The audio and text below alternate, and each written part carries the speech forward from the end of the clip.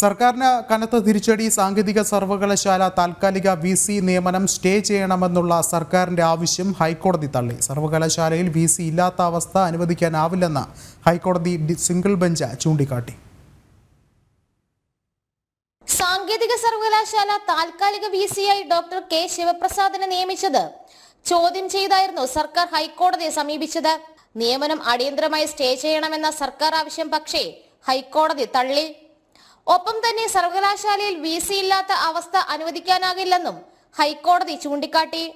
സർക്കാരിന്റെ ഹർജിയിൽ VC ശിവപ്രസാദിന് കോടതി നോട്ടീസ് അയച്ചിട്ടുണ്ട്.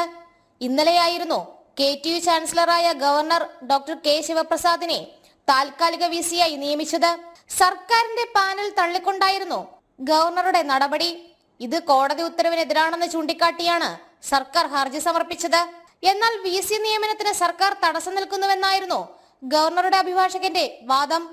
കൂടാതെ സുപ്രീം കോടതി ഉത്തരവ് പ്രകാരം ചാൻസലറായ ഗവർണർക്ക് VC നിയമനത്തിന് പൂർണ്ണമായ അധികാരമുണ്ടെന്നും വാദം ഉന്നയിക്കപ്പെട്ടു. തുടർന്ന് ഹൈക്കോടതി സർക്കാരിന്റെ ഹർജി വിശദമായ വാദത്തിനായി മാറ്റി. ജനം, കൊച്ചി.